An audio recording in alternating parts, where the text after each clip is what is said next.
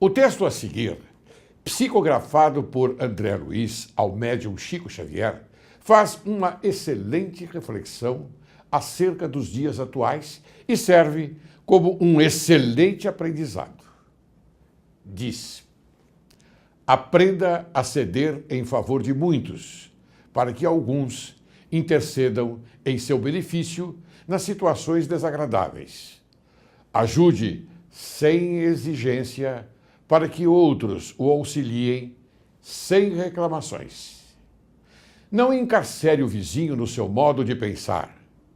Dê ao companheiro oportunidade de conceber a vida tão livremente quanto você. Guarde cuidado no modo de exprimir-se. Em várias ocasiões, as maneiras dizem mais que as palavras. Refira-se a você o menos possível. Colabore fraternalmente nas alegrias do próximo.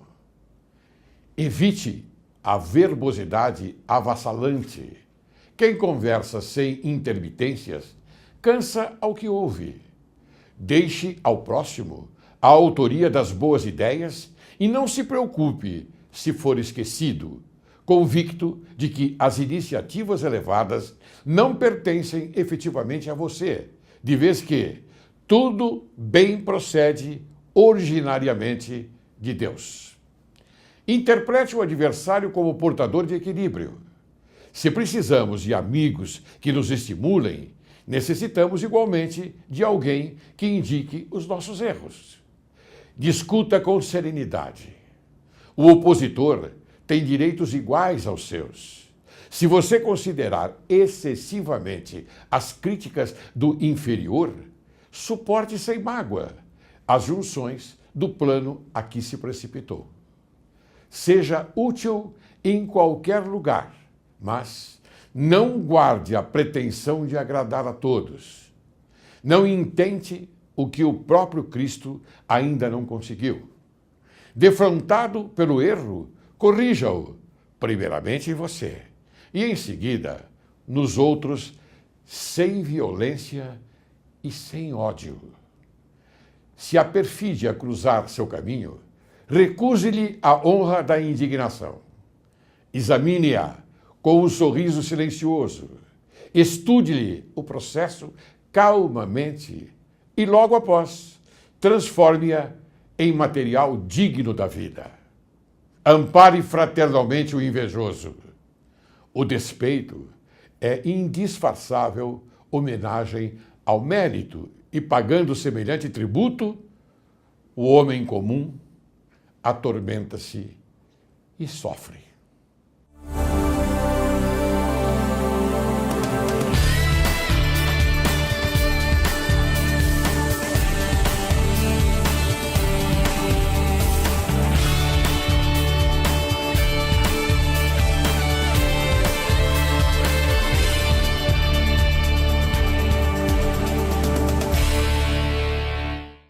Caro telespectador, hoje, Direito e Justiça em Foco conversa com um dos mais brilhantes advogados criminalistas do estado de São Paulo e, quiçá, do Brasil.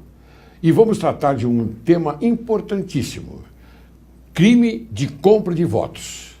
Ele é o advogado Cid Vieira de Souza Filho. Quem é Cid Vieira de Souza Filho?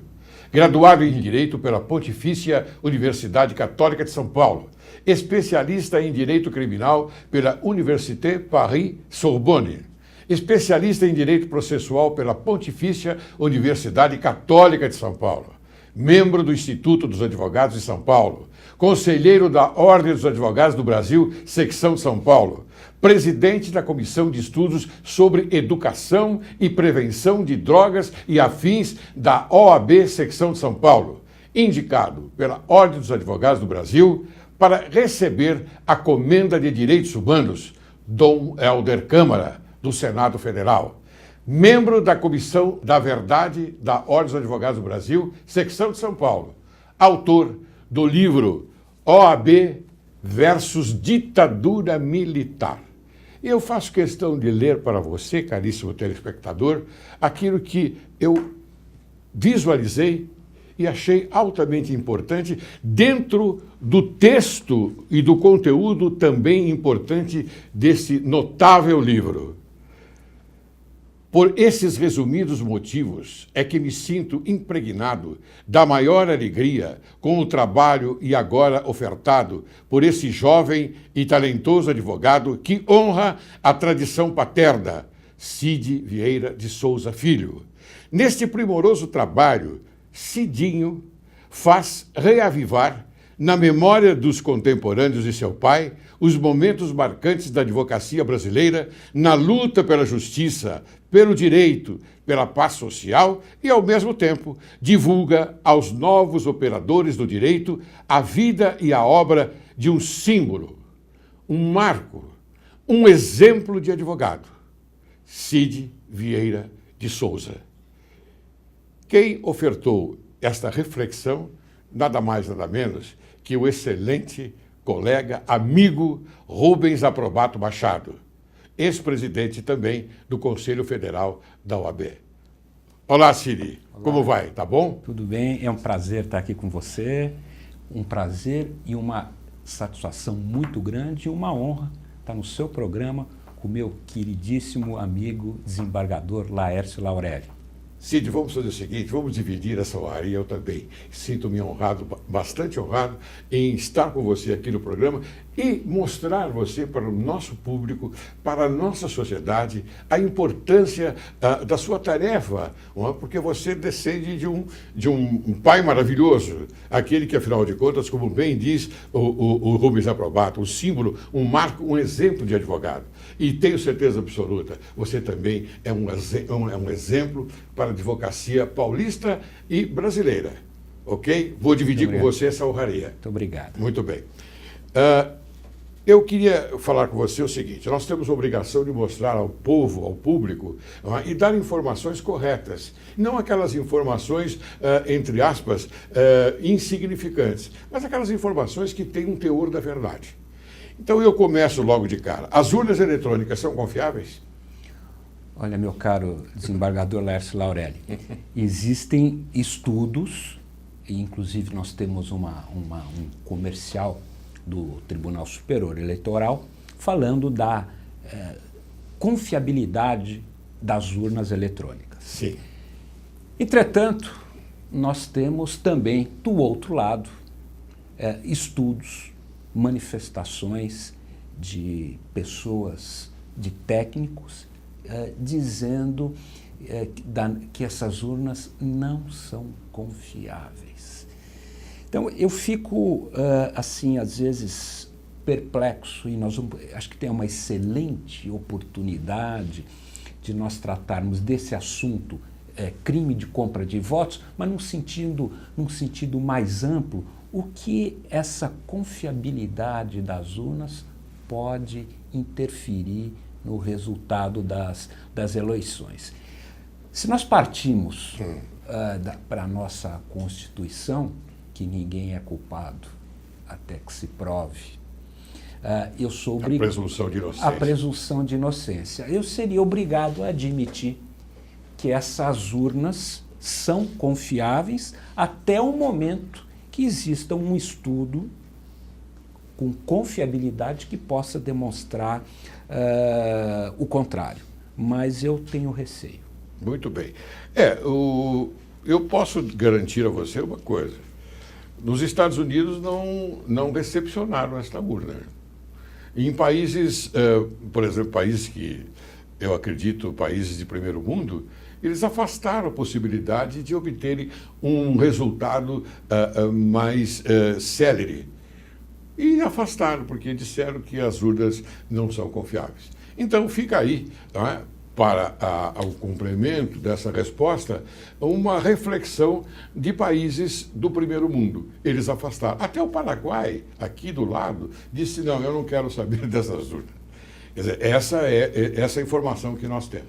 Eu acredito até, nós não temos notícia de casos envolvendo fraude em urna eletrônica. Claro. A porcentagem de problemas com urnas ela é uma porcentagem muito pequena. Quer dizer, nós não temos notícias. Mas a sua colocação é importante, por sinal, lembrando que em alguns países, inclusive os países mais adiantados que o nosso, não se adota a urna eletrônica. Mas eu acho que nós temos questões mais sérias para tratar do que a urna eletrônica. Não, mas e as pesquisas de intenção de votos, encomendadas com o apoio da mídia forte, elas são confiáveis? Não, não são confiáveis. Não são confiáveis. Eu vejo com uma falha essas pesquisas, da forma como elas são colocadas para a população, que inclusive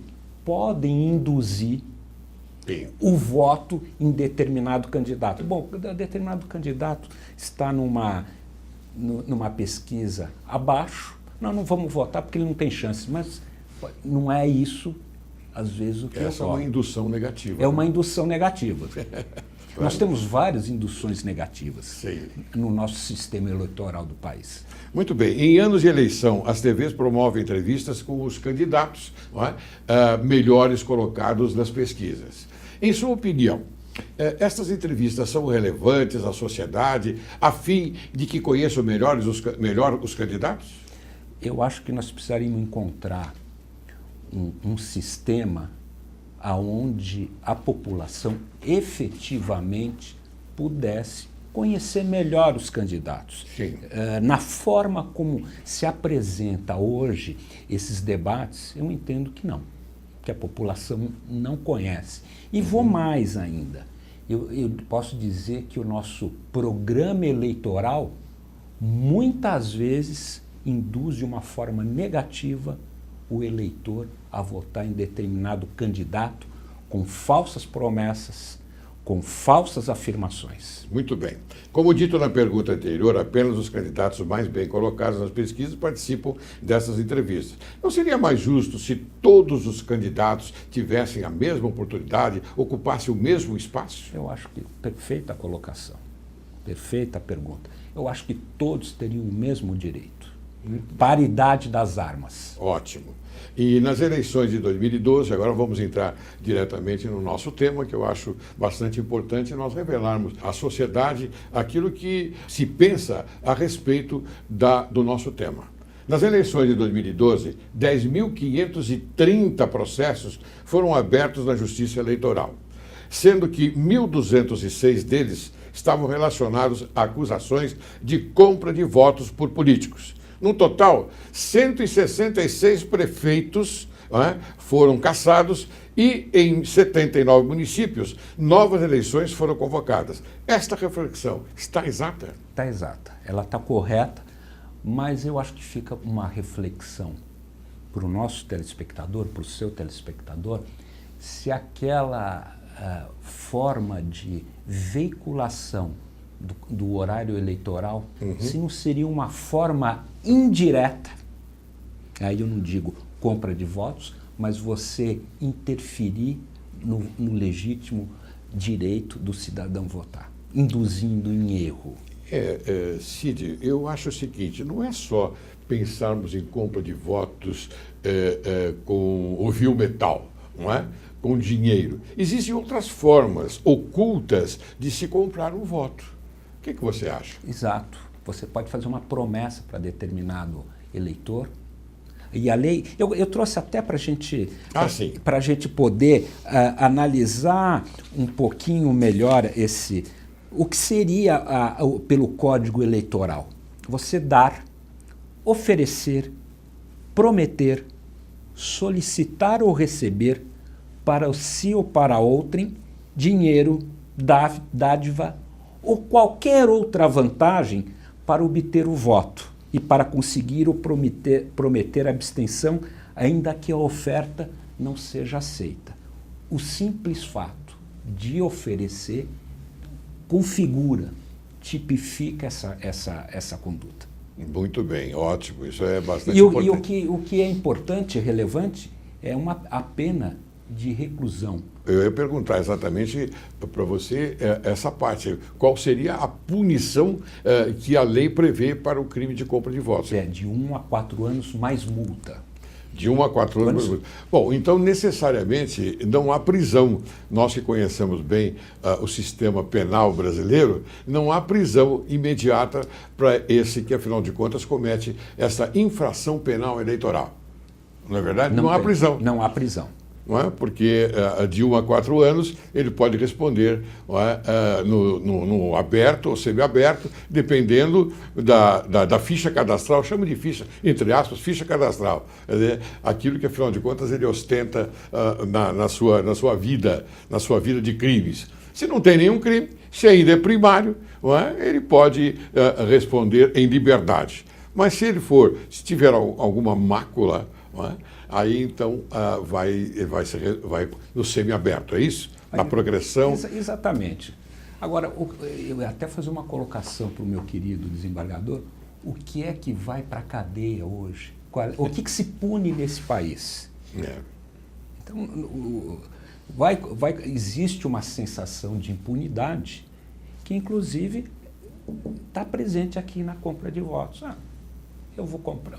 Podemos, ao invés de moralizar e dificultar, porque a lei precisa ter um caráter intimidativo, sim, punitivo e exemplificativo, que não é o caso aqui. O que se tem é administrativamente o tribunal caçar, aí sim, caçar e submeter aquela comarca, aquele município a uma nova eleição. O telespectador deve estar entendendo bem aquilo que nós estamos conversando, porque às vezes nós achamos que a lei é muito fraca, muito fragilizada.